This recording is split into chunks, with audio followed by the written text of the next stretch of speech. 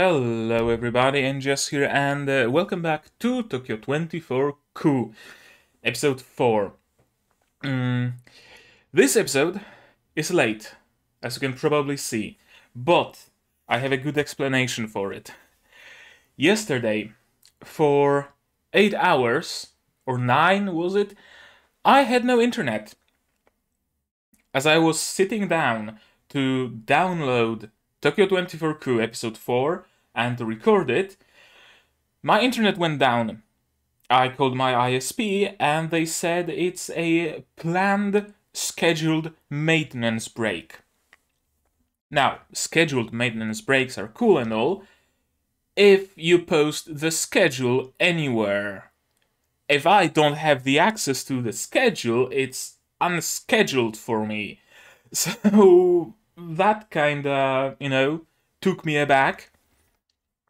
And I was waiting. All the time I was waiting for the internet to be back so I can record it. I stayed awake for like 26 hours. I sat down to record it, and probably 5 minutes into the episode I passed out on my desk. So the footage is essentially like 3 hours of me sleeping on my desk. And after that time, my disk space ran out, so the recording crashed. So, still, this video will technically still be a blind reaction because I don't remember anything. To be perfectly honest with you, nothing. I remember that at one point, either in the intro or a couple minutes into the episode, I went on some weird rant. But that's all I remember from that night. And now I woke up, not long ago, to the sound of a doorbell, because they brought me this. It's finally here. I had to pay customs. I had to pay customs for it. Quarter of the price of the plug-in type Asakoko I had to pay in customs. There goes my Patreon money. I'm terribly sorry that this is how I had to spend that money, but it is what it is. I had to pay the customs. And it's a good thing that the courier came in, because otherwise I would probably still be asleep. He woke me up after 13 hours of sleep. Yeah, that's my life. But now I am right as rain. I had my healthy breakfast. I have my coffee. I have my tea. It's still I'm still waiting for it to cool down a bit because it's freshly made.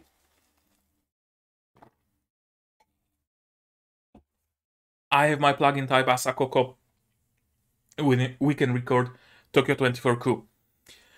In the last episode, we were introduced to the villain of the series, apparently Carneades, if I'm not mistaken.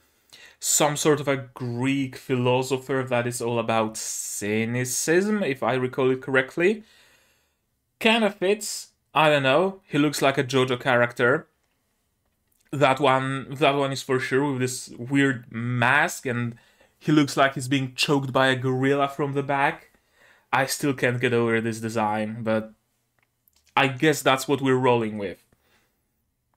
And the last episode was a little frustrating, but it was necessary for the growth of our characters, I feel. It was frustrating because all the issues could have been easily avoided with just some communication. If they just talked about, hey, I'm planning to do that. No, I'm planning to do something else. Okay, how can we execute both plans at once? Or how can we come up with a better plan? All of those people would have lived. A lot of people died, including their teacher and mentor, the father of their friend who was a shut-in, who just recently dared to came out of her room. Like, I mentioned it in the previous episode, but can you imagine? Can you imagine that? Oh, I'm sorry. She went full hikikomori because she witnessed her friend die in a fire while protecting her. Not only there's the trauma of being in a fire, there's the trauma of watching your friend die, and there's the guilt, reasonable or unreasonable, however you want to see it, the guilt of believing that your friend died because of you. If they didn't have to protect you, they would have been alive. Right? There's all that trauma caused by it. And now she took the steps to go out of her room, to go see some people, to go take part in this gore fest and whatnot. Natural disaster strikes. And her father dies protecting her. And if she wasn't there, her father would have been alive. She's not getting out of her room anytime soon. Holy shit. Something like this would fuck you up tremendously. And if she comes out of it somehow, I will be bewildered. Because holy shit. I don't envy her situation. Not at all. Did anything else happen of particular note? Some Sunday morning cartoon villainy. Haha, we're going to destroy this restaurant because we want to build our evil restaurant in its place. You know, we want to cut down the forest to build a pollution factory kind of villainy. Not much besides that. So, I guess in today's episode we're gonna explore the brand new villain a little, maybe. Or perhaps we're gonna go we're gonna get the whole issue of the week kinda thing. That they're gonna get another call and oh no, some other thing is happening and only you can prevent that. There are 2 ways of going about it and they're gonna go the 3rd way, hopefully. Hopefully they're gonna communicate and they're gonna go the 3rd way. Yeah, I think nothing else needs to be said, so let's just get into it, shall we? There we go. Have some subs. And, yeah. Let's roll. Tokyo 24 Ku, episode 4, version by subs, please, is gonna be starting in 3, 2, 1, go.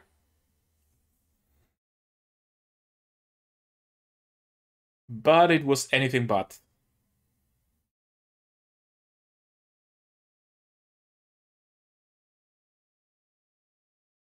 Yeah, that's interesting. Why did the hazard cast malfunction? Does the villain have access to it somehow?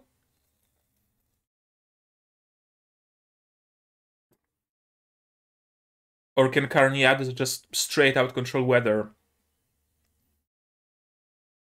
Yeah.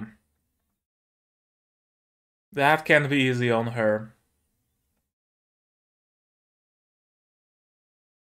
Sure. Lack of data, absolutely. You have all the data, and it hasn't malfunctioned before. Carniadis. I remembered it perfectly. Fucking JoJo villain looking ass.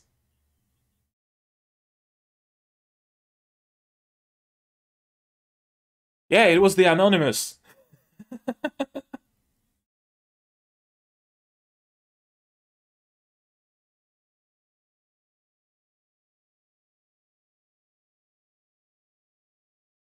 And what is that?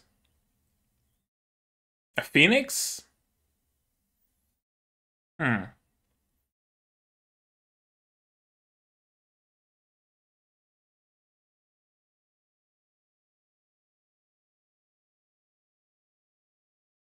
Knows about them or causes them?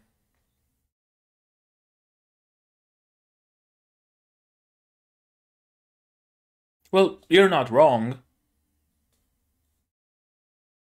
Not what I meant. You are at fault, yes, but only for not communicating. Not for getting involved.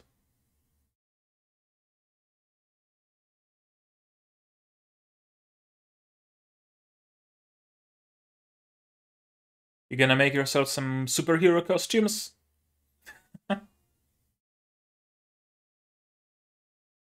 uh, I wonder what's gonna happen in this show, honestly. I really am intrigued. The introduction of Carniadis, I'm still not quite sure if I fully like it, but we'll see how they utilize the villain. I'm usually much more of a fan of intangible, incorporeal kind of concept enemies, right? Where the environment is the enemy, or the system is the enemy, or some natural phenomenon is the enemy. Having a dude be the villain gets kind of stale. In like 90% of media where there is a villain present, that villain is a dude. A super strong dude, a super intelligent dude, a dude with superpowers, but always some kind of a dude.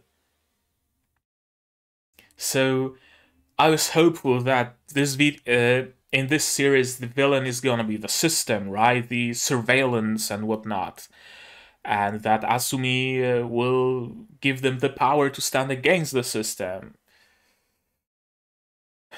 I don't know. Maybe Carniadis just represents the force of nature. I have no clue. 3 months. That's a long. That's a long time.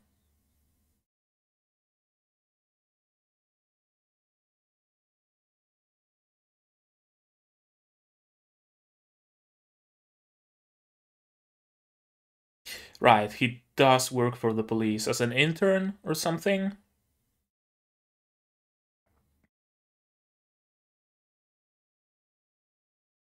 I mean, he hates nepotism. You don't have to.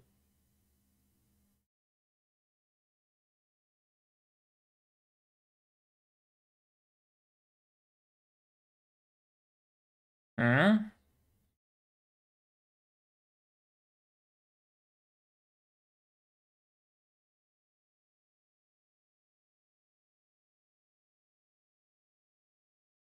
Drug.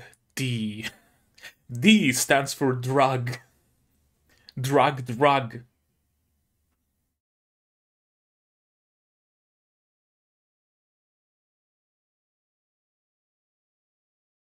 Kajin. Mr. Howard, the Casino King. Another Sunday morning cartoon villain.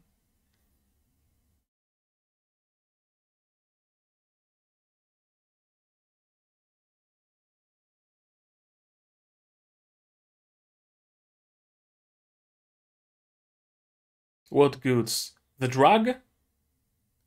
Is he spreading the drug in the shantytown so he can have the pretext to destroy the shantytown and build a huge fuck of casino there? Is that it? And here's a junkie screaming for his vape. This series truly takes place in 2021, doesn't it? Whoa!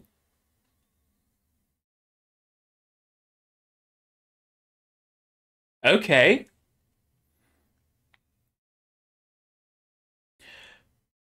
I thought they're just a group of artists and streamers, but apparently they're also vigilantes. And he's playing fucking skateboarding Spider-Man, what? Why are you beating up this poor junkie?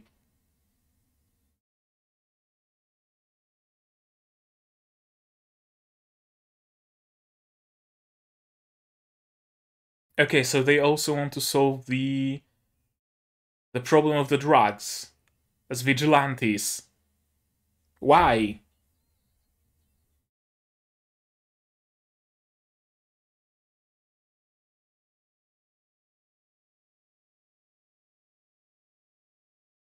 Carniadis, or the Mr. Hawado, the Casino King.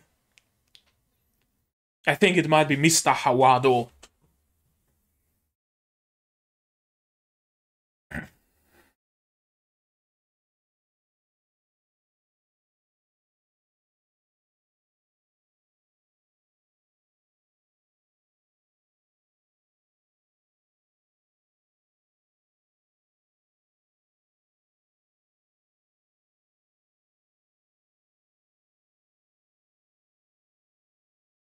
Okay, another hikikomori.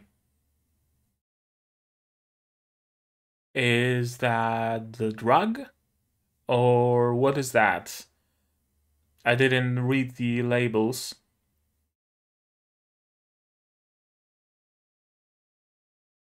Is it drug or is it like C4?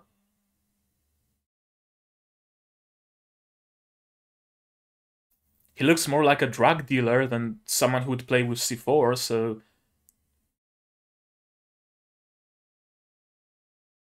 Okay, she's out and about. So she didn't go full hikikomori. Hmm.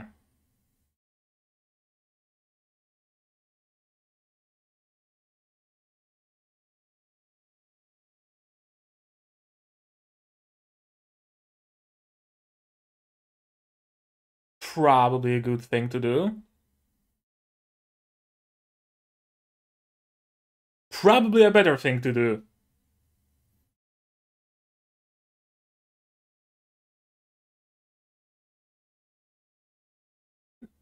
Don't call out to her, tail her quietly.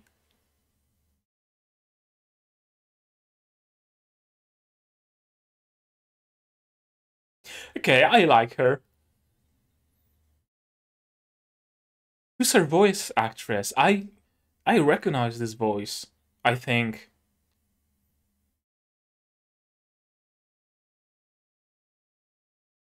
Shantytown?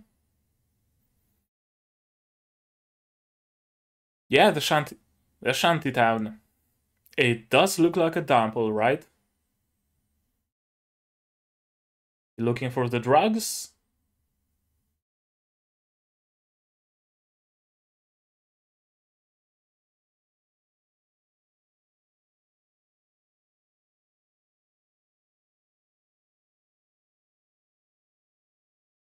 I mean, don't you like snacks? Don't you like rusks?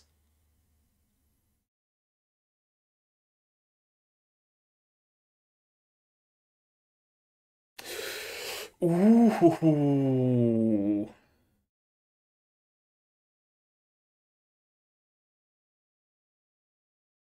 Is this an atonement? Why did my camera stop? Okay, it's back. Lost connection for a moment.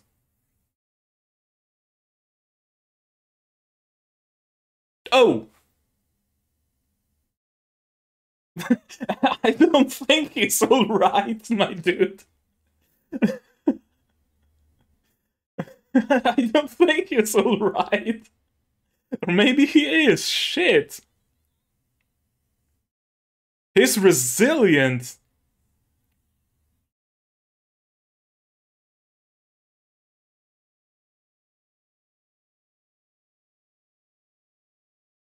Ooh, that's a nice chase scene.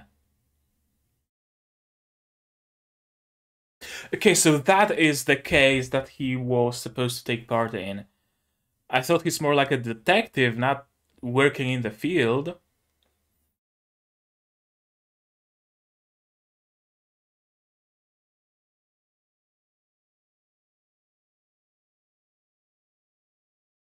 Drug.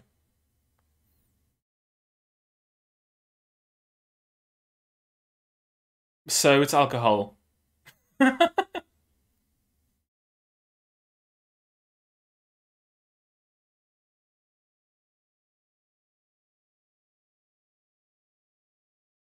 Is she looking for the drug? Hmm. And you're just gonna leave the drug dealer right there.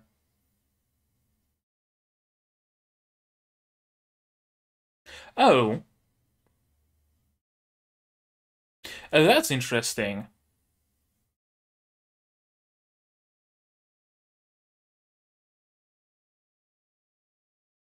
Okay, so it's too old and too dilapidated for the hazard cast to work, and people can't like afford phones. It does. It doesn't. It is. Yeah, this area definitely needs redevelopment, but not with cameras and shit. It needs to just be made better, renovated, rebuilt, build some parks, a gym, a couple of schools, that kind of a renovation, not placing poles with fucking surveillance cameras.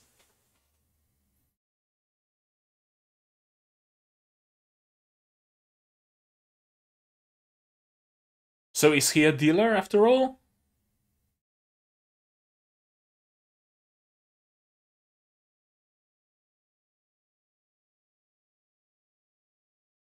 For the graffiti?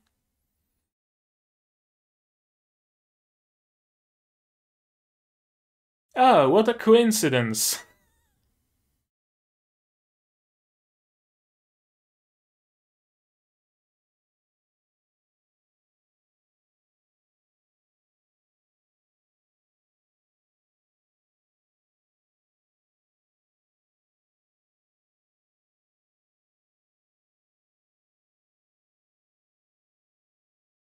Can we trust Kunai though?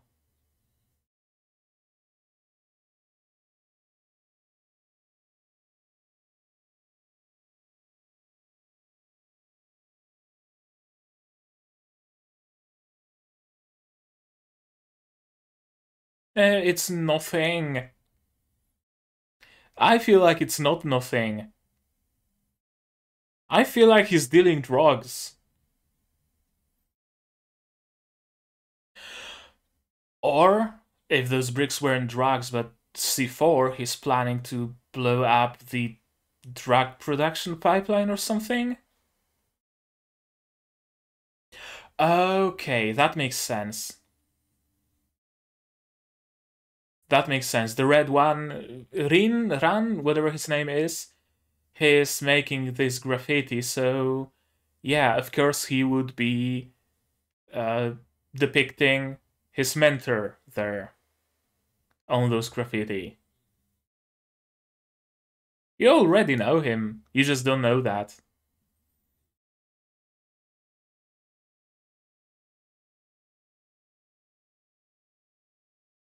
Yeah.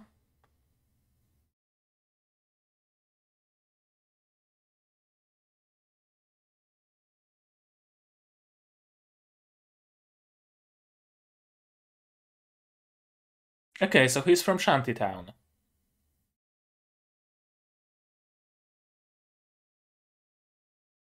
I think like there would be more ways than crime or art.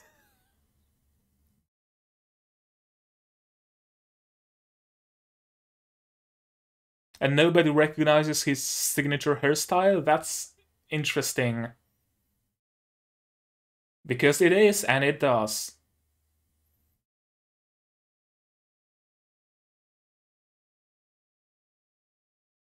Mm,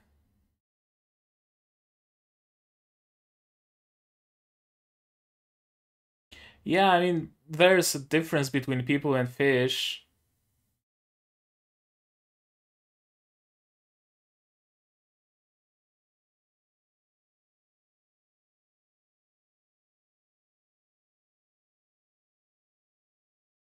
Yeah.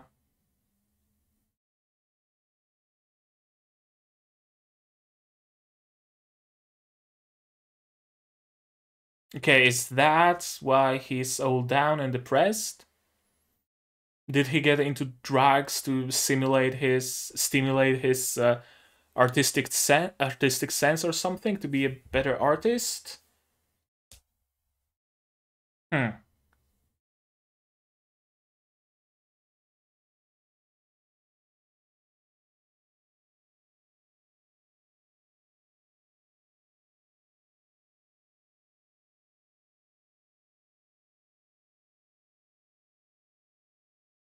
Mm-hmm.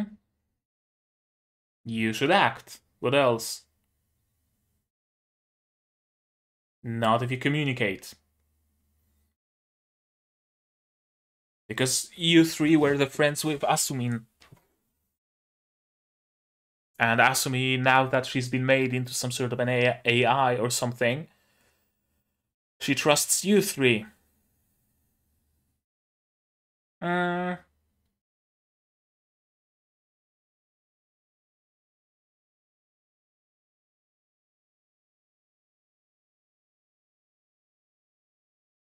yeah, so it's not without reason.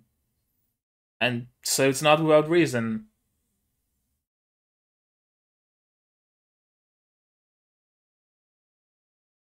The crime rate goes up because people from Shantytown are treated like as criminals, and they're treated as criminals because they have proven to be mostly criminals.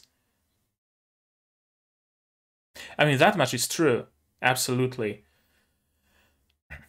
The only way to change the world is to change its people, because the only thing that can change the world is the people.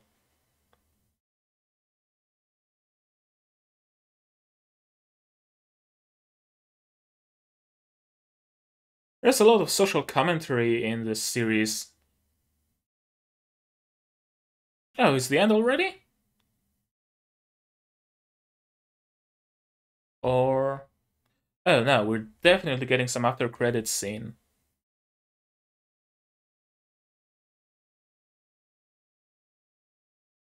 And now she's all fine.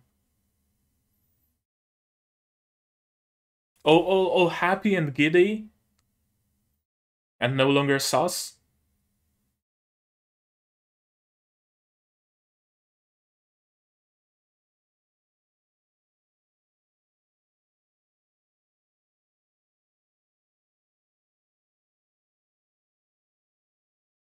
True. 255, 255, 255. Color white. Made out of RGB.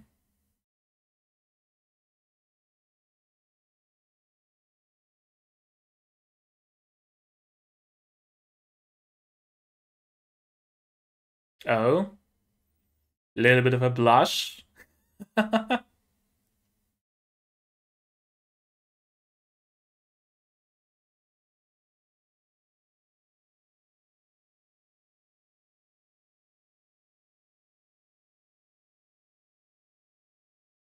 That sounds like a death flag for her.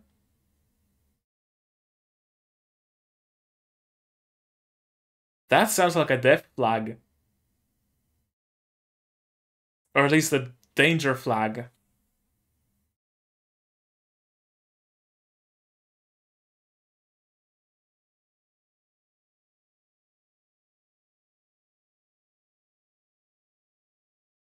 Yep. Danger flag, alright.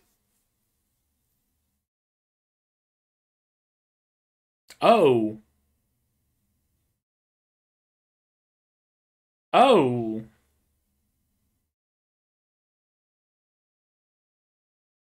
The Carniadis again? How's he doing that with the sky though?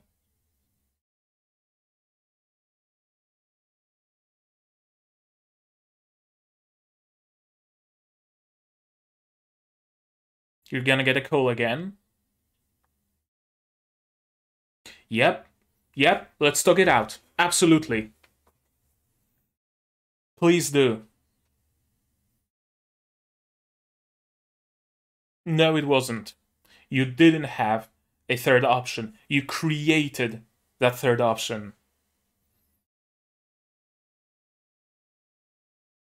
And here's the call.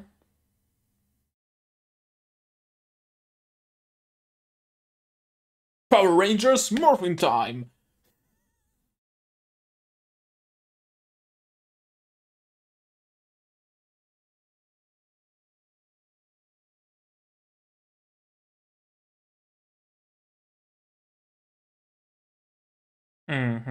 Oh, it's kunai. So it wasn't drug, it was actually C4.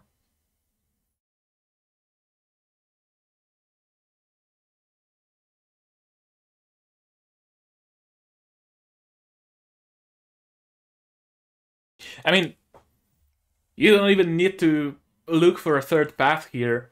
Just snipe him. It's like net positive. You get rid of a terrorist murderer and save however many people. The alternative is to kill hundreds of people and let a terrorist murderer go. So it's not, equivalent choice. It's not a trolley problem.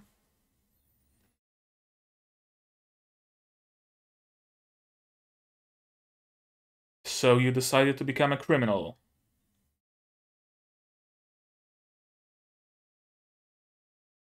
How is blowing up that ship supposed to give you money, though?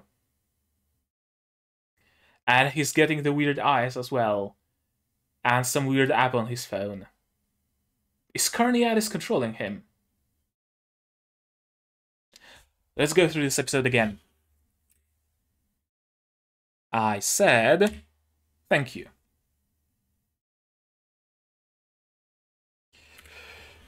Ooh, the plot thickens. The plot thickens indeed. Yeah, we're getting a little bit of a flashback to the previous episode.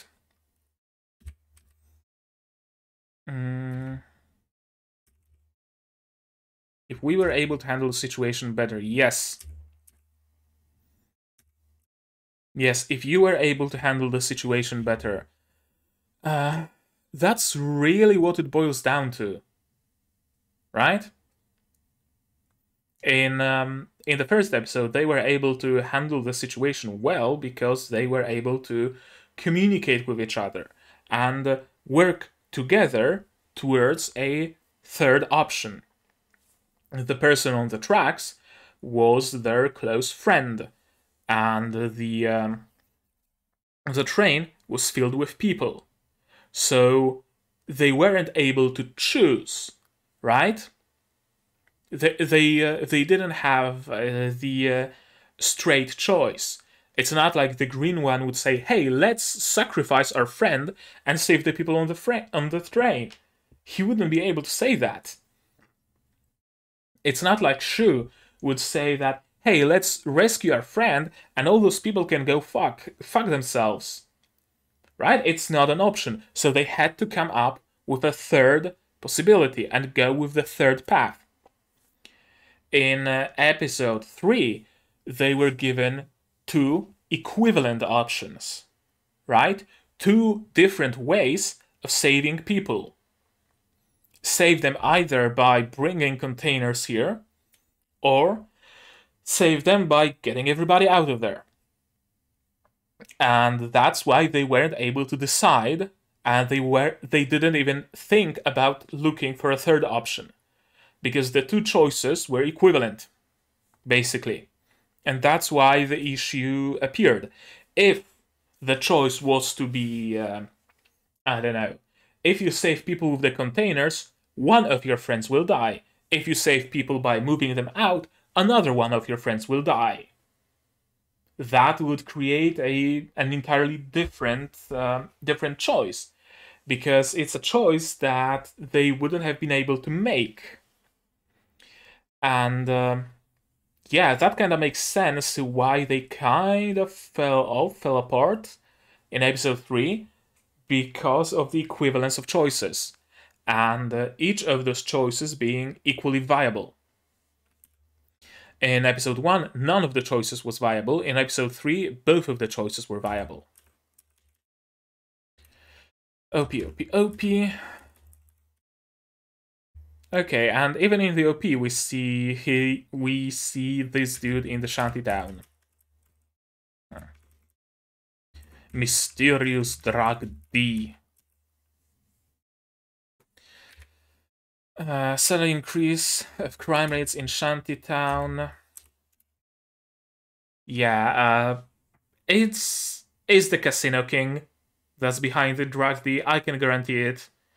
It seems to be the running theme in this show that it's about trying to grab the land and build something there. Right? Episode 1. No, episode 1 didn't have that, but before the series began, right? The school burned down, most probably because someone wanted that area. Someone wanted the ground. Someone wanted the land the school was on.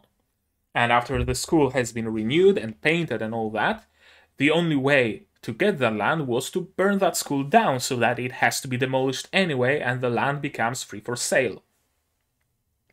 In episode 3, it was all about all those restaurants on the market street, right? How can we ruin them? So they decide to sell their restaurants so we can build our evil restaurant there.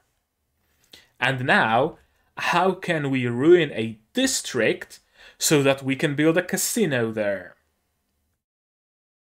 It's very Sunday morning cartoony, not gonna lie, because it sounds like, how can we get the ownership deed of this piece of forest so we can build our pollution factory? Right? It's very mustache twirly villainy.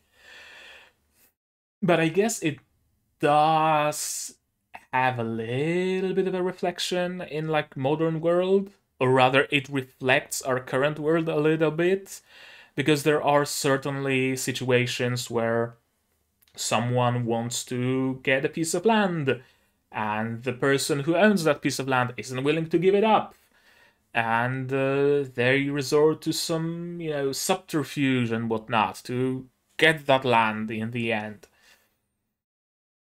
But I don't think it gets to that degree. As I said, there's a lot of social commentary in this series, that's for sure. I wonder if it's going to be a running theme. I already can kind of see the pattern, right? We have an episode of an issue where they get superpowered and have to do something about the issue, and then we get an episode of a downtime, kinda, sorta. An episode that deals with the aftermath of the issue being solved, gives us a little bit more insight into the world and into its characters, and prepares us for the next issue. So going by that, if episode 4, this is episode 4, right? Just making sure.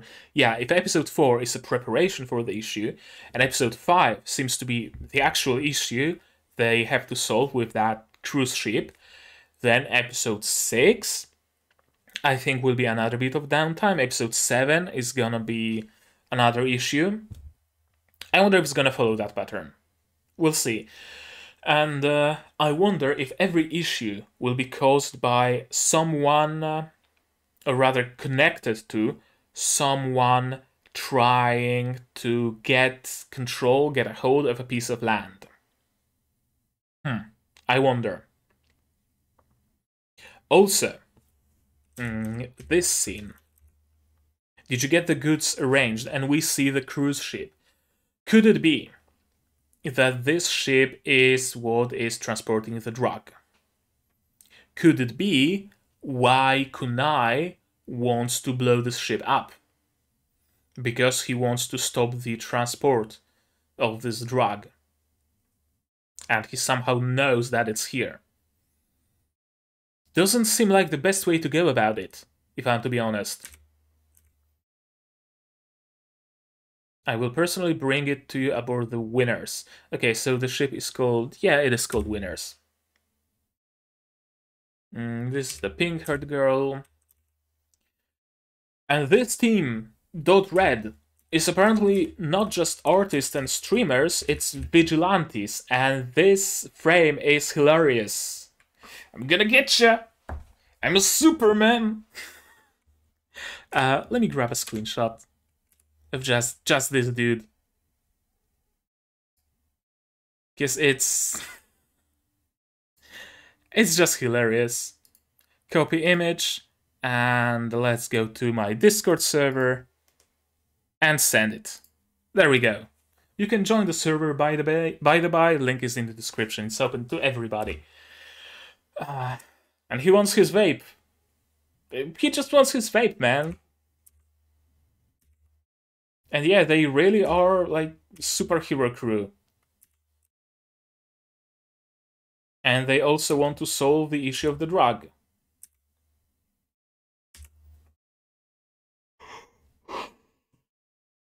I will never forgive that drug. I'm assuming the old dude has some sort of a personal gripe with it. Did he lose his family because of the drug or something like that? Maybe, probably. Who knows?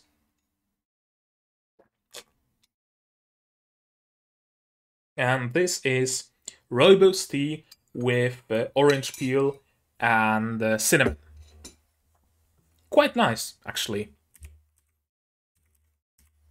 The elevator has been fixed, apparently, and Kunai is in his room doing nothing, planning his terrorism. What does it say? Something explosive M211 C4. Okay, so it is C4. Warning: poisonous if eaten. Do not burn. Produces toxic gases. How did he get a hold of it, though?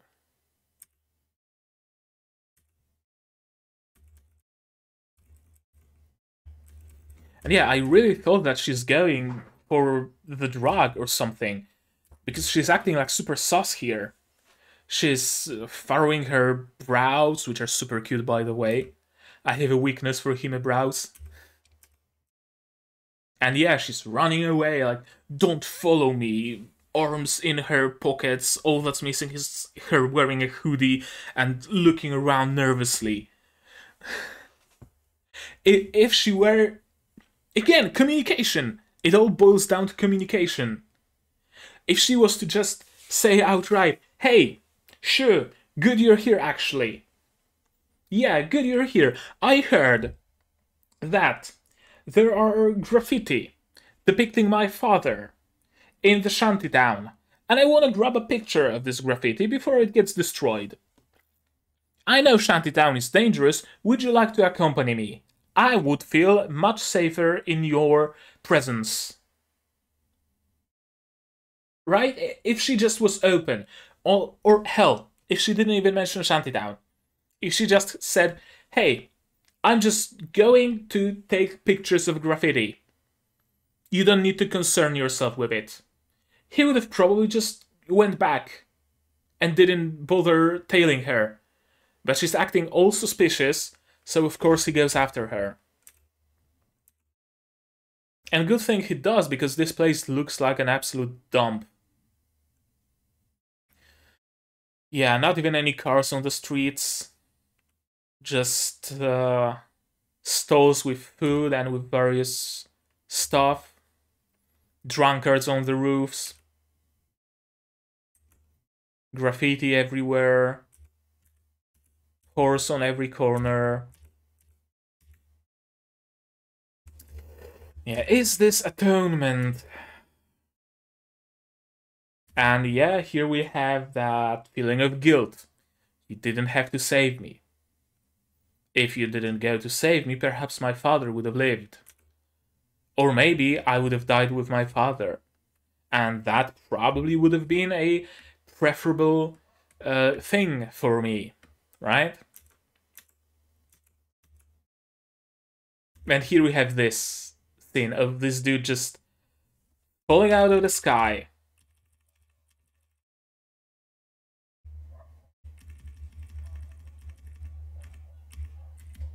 You. I like her. I like her character. Please keep that guy pinned down. Doesn't matter if it's civilian or who it is. She wants to do her job. Pin him down. This chase scene is super cool. Let's see the stern. Yeah, and it's all animated on 2s. It's not on 1s. I wonder if it's CG. It's CG. It's CG, but it actually looks good. Especially at full speed. I like it. And I didn't know he knows martial arts. Convenient that he meets him here. Convenient that all 3 of them meet up in the Shantytown, isn't it? Because they can immediately do Avengers Assemble and get a call from Asumi.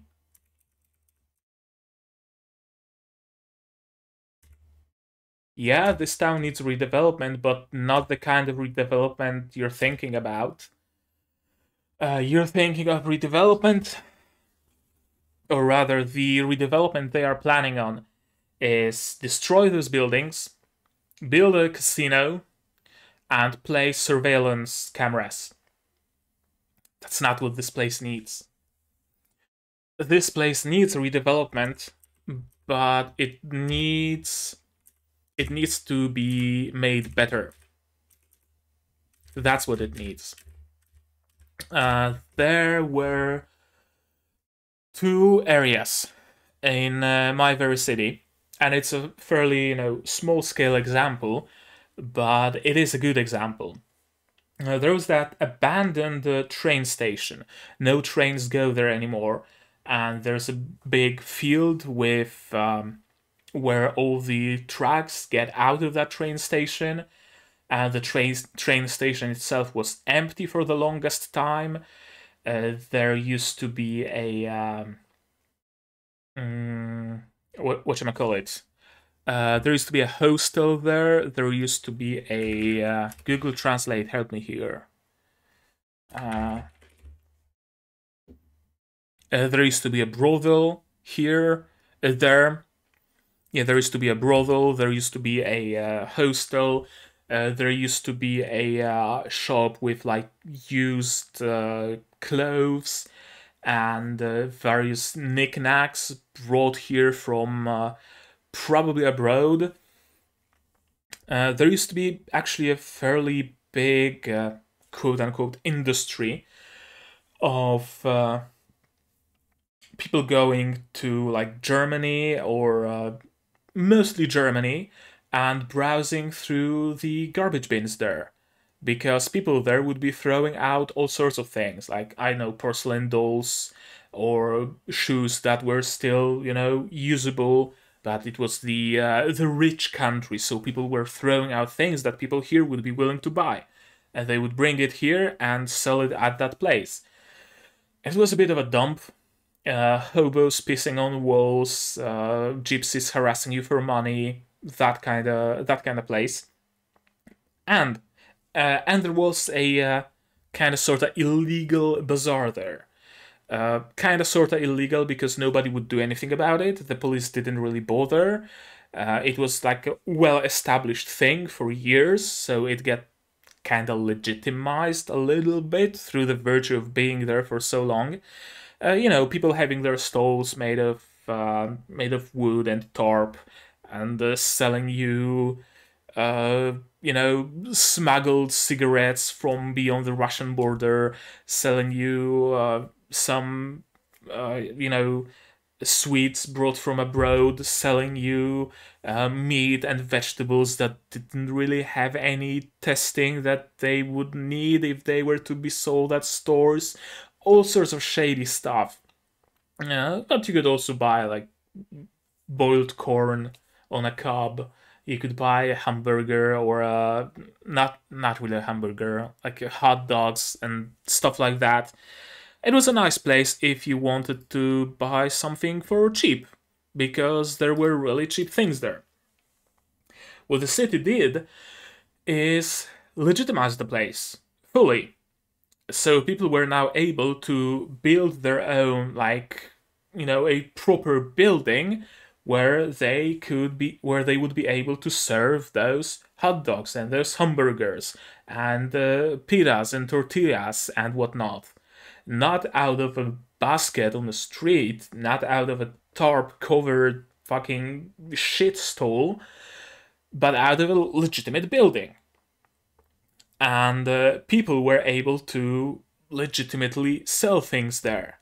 And the police could now go there because if they would go there before, they would have kind of had to, break the whole thing down and like arrest everybody or fine everybody. But now that people are there legitimately, the police can go there and just go after the people who are selling smuggled stuff, for example, right? The train station itself was renovated. Now, where the brothel was, there's now a theater, like a legit, actual theater. At the ground floor, where there was the store with used goods and imported trash, now there is it's been renovated and there are restaurants inside. You can buy some craft beer, you can buy some pizza, you can buy some sushi, and you can sit down and eat it. Outside, where you would only see hobos pissing on the walls, now there's like recliner chairs and umbrellas, and you can grab a cold beer in the summer and drink it here. There are street food festivals being held there during the summer, and the situation is much better there. You can go there without fear of your own safety. There's also another place there, coincidentally, another semi-illegal bazaar on a bit of land that belonged to the city. The city didn't turn it into a park or a casino or anything. They built a building made for trading. Instead of having your stall made out of rotten wood and tarp, you are now able to buy a stall inside of there. And it's all proper. There are bathrooms there, everything is clean, everything is, properly built, and it's now a meeting place and a place to go shopping. And you have some legit restaurants there.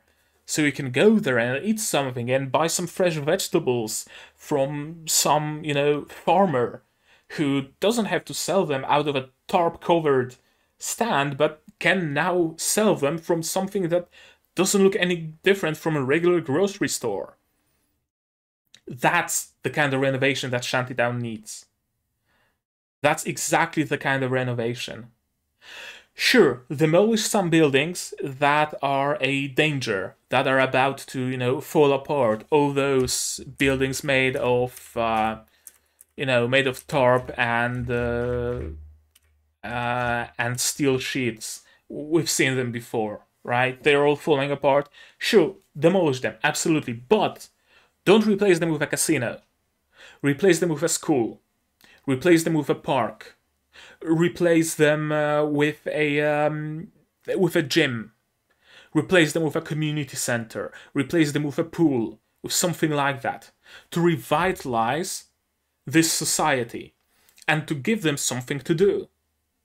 A lot of crime is actually born... Why did my camera freeze again? I swear on me mom. Stop and start. Error starting video. Check if the app is open and ready. I'm gonna check the app. The app is open and the app is ready. So what are you complaining about? Motherfucker. Okay, I'm just gonna continue talking while I'm trying to fix the issue with my camera. Right. What was I about? Yeah, that's the kind of renovation that the Shantytown needs. A lot of crime. Yeah, I was talking about crime. A lot of crime is born out of boredom. And there we go. We're back with the camera. A lot of crime is born out of boredom. People there, especially youth, doesn't have anything to do with themselves. So they turn to petty theft because it gives them a kick of adrenaline and it gives them some money to spend. I see it by some of the people that I knew. If they're coming from like a poor family or from a poor area, and they weren't able to, for example, the way that I was able to do, ask my parents for some money to go to a cinema with friends, right? If they weren't able to do that, they start hanging out just outside with shady people, and they eventually turn to crime. If your whole area looks like an absolute shithole and there's nothing to do there except do drugs, drink beer, and do crimes, then that's what you will do. That's why I said build a park, build a gym, build a community center to activize this community. Of course, all those buildings should be fixed up. Absolutely, they should. They should be, painted. They should be renovated. If need be, they should be destroyed. But another another apartment complex should be built in their place. A better one. That's also another important thing.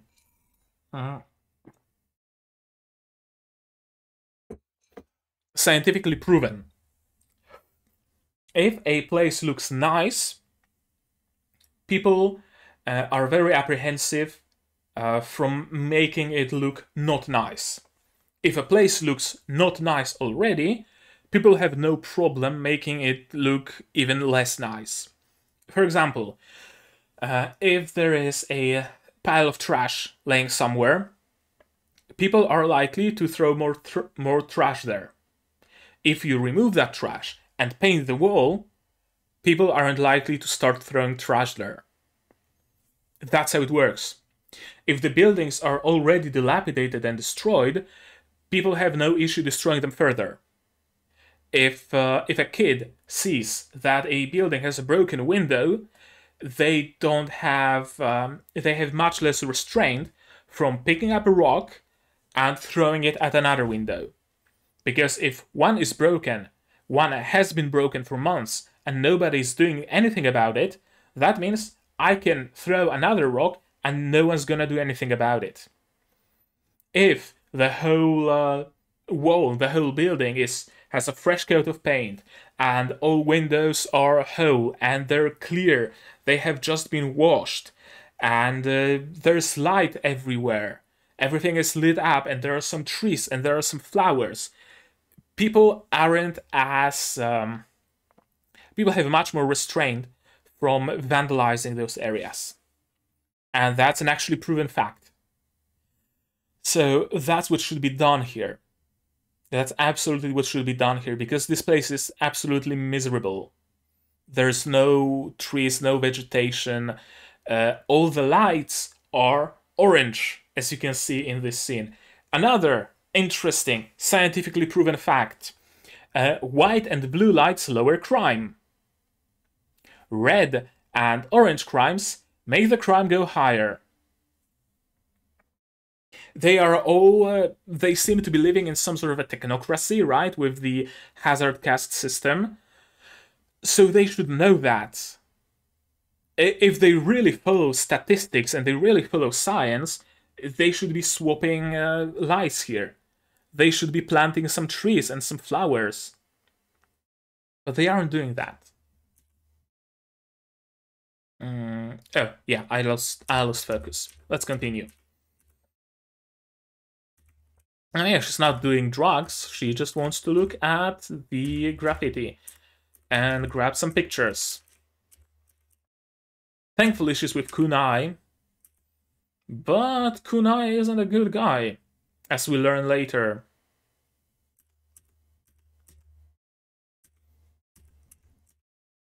And yeah, Kunai seems to have two issues. One is his inferiority complex, because he sees red doing all this, beautiful art and trying to change the world through art. And Kunai believes that his art isn't worth a damn. And his other issue is the firm belief he holds that if you're from Shantytown, you can either be a criminal or you can be an artist. Those are your only two routes. They aren't. I am 100% certain they aren't. 100%. 100. Little bit of a backstory on myself. Just a little bit.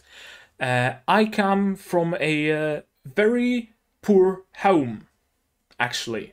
Poor to the point where we routinely had no electricity, no heating, no water, and we would eat a single pack of instant ramen, watered down to serve 3 people. And the snacks, the sweets that I would eat was bread with margarine and sugar, if we had sugar. So, and I'm here now, right? I am here. I have higher education. I have a BNG in programming. I'm making those videos for you guys. I was able to afford plug-in type Asakoko. You can get out of a bad situation. You can get out of poverty in other ways than being an artist or being a criminal. Not once have I done any crime, unless you count jaywalking as a crime. I happened to jaywalk a couple of times. And when I was in preschool, in kindergarten, I stole like a tiny little toy car because I really liked it and I hated how other kids were playing with it. So I grabbed it with me and took it home. Those are my only crimes. So, yeah. Kunai's thinking is his problem. Yeah, Red is the artist. Of course.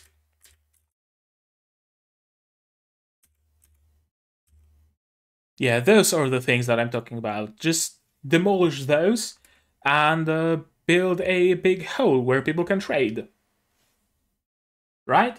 Already much better. When you have one single place where all those people can trade from.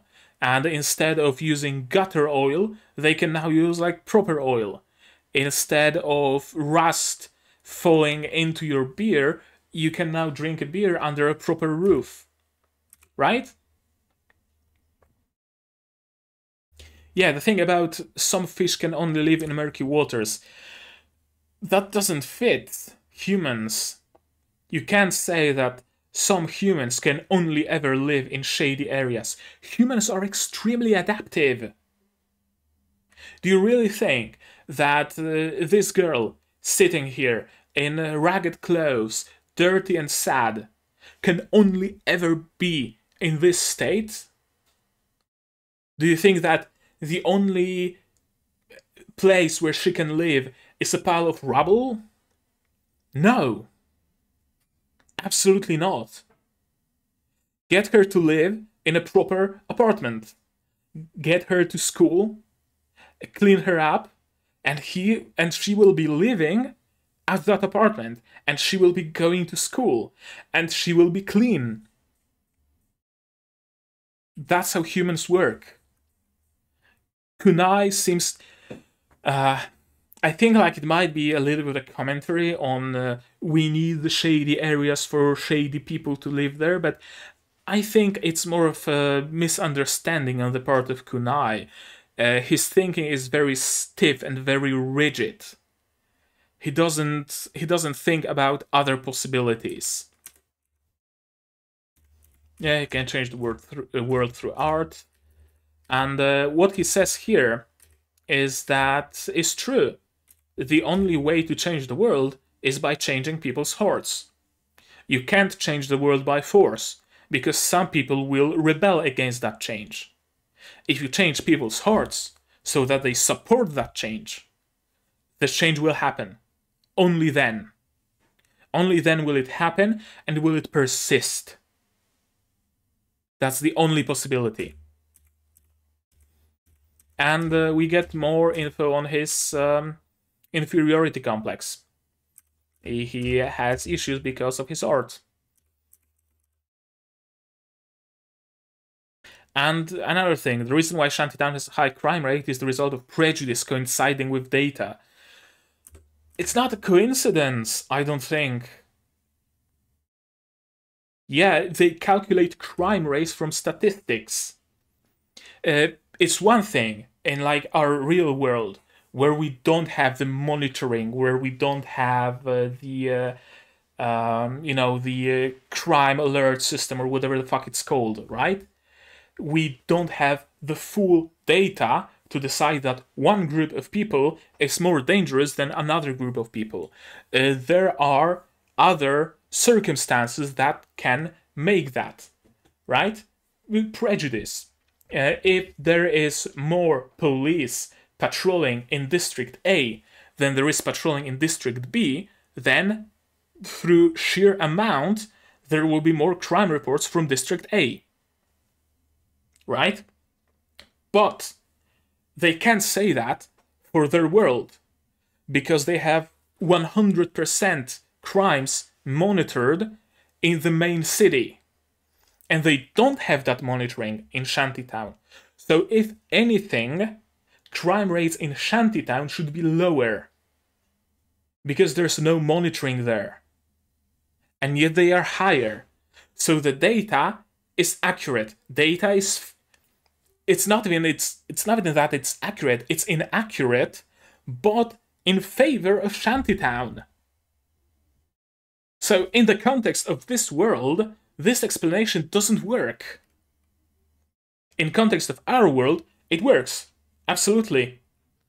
Prejudice can lead to crime rates being higher in one place through the, as I mentioned, the amount of police patrols, through the amount of, people from District A being checked more often by the police. Or when someone from District A goes jaywalking, the police grabs them. When someone from District B is jaywalking, the police looks the other way. Right? That can lead to the discrepancy in crime rates. In a world where District B is fully monitored, and you know about every crime before it even happens, and you don't monitor District A, this explanation doesn't work. Shantytown really is a dump, and there really is a lot of crime in Shantytown. And people from Shantytown are really committing a lot of crime. Because the data, they're probably committing more crime than you know of. Because you don't have the monitoring of Shantytown.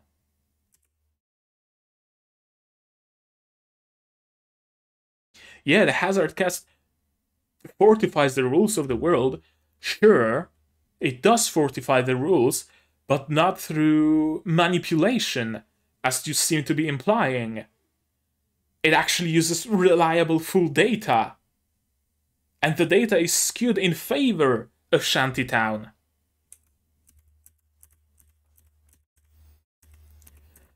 And she is now back to her old self, or happy, or giddy, doesn't mind Shu at all. Why the change? I don't know. She just changed.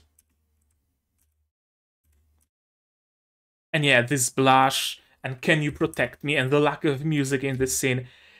If she's gonna be in danger, or she's gonna probably even die. It's a death flag if I've ever seen one. And yeah, his confirmation that, of course I will protect you. I'm one of Mr. Kaba's students. And then he doesn't manage to protect her, and he falls into despair. I can absolutely see that happening. Yeah, what's the deal with this? Is he projecting it from below? You can't see the light beams. It's not like a bat signal. Is he projecting it from above? How? And why did my camera freeze again? What the fuck? Okay. It's back, and the autofocus is fucked again. Or is Carniades actually some sort of fucking deity? I don't know. This symbol, this creature, it looks like a phoenix. I don't know why, but it kind of reminds me of Quetzalcoatl. Quetzalcoatl is a serpent, so it doesn't really look properly. But yeah, it's some sort of mythical creature. I wonder what it is. If anybody recognizes it, do let me know. My first thought is Phoenix, but I don't know. And yeah, here they are given a choice. Kill a terrorist murderer or kill hundreds of innocent people. It's not a trolley problem. It's not a trolley problem where there is fucking Adolf Hitler on one track and a bunch of blind poor orphans on the other. It's not a trolley problem. You divert that trolley away from the orphans, and you get two positives. You kill Hitler and you save the orphans. The same here. Your choices are basically kill a terrorist murderer and save innocent people, or kill innocent people and save a murderous terrorist.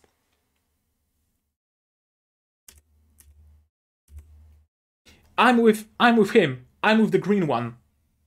I can't abandon innocent victims and succumb to terrorism. Just pop him. Just pop Kunai and save the people. I know that he's of course gonna be against it, because oh no, Kunai is my friend, he would have never done that, yada yada yada yada.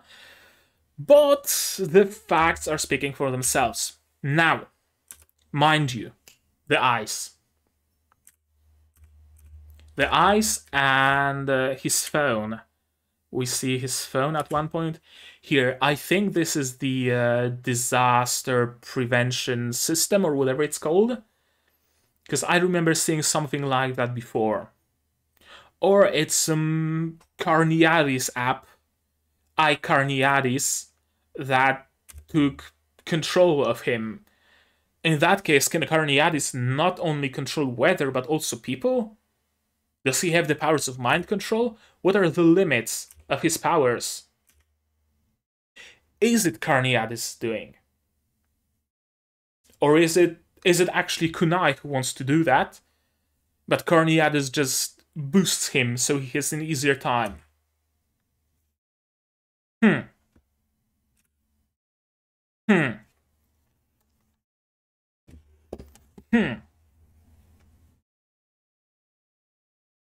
I wonder what's gonna happen. I have no clue. Is Carniades also an AI, like Asumi? And they're kind of fighting against each other? I don't know.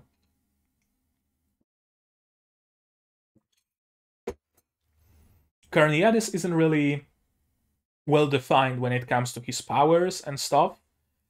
So yeah, I don't think I have anything more to say, honestly.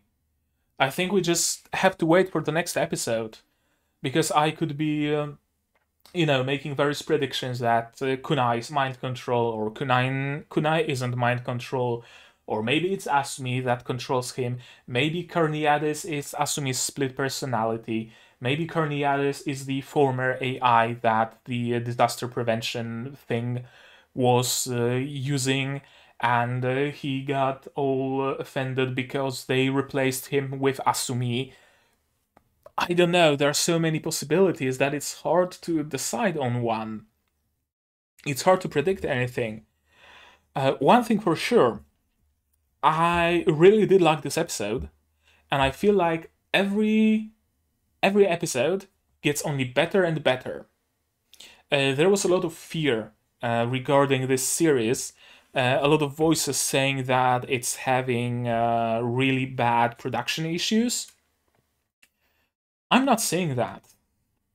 It was seen a little, it was visible a little bit in like episode 2 or 3, right? Those people drawn in different styles and a little bit of low quality people. But now I'm not seeing it. And even if the art and the animation, I mean, they are good. But even if they were bad, the story and the characters themselves make up for it. To be perfectly honest with you, I'm invested. I'm invested, and I actually genuinely like this show, and I hope it continues being good. And I wonder if we're gonna see a resolution to it in this season. We still have what, 8 episodes to go, so a lot of time.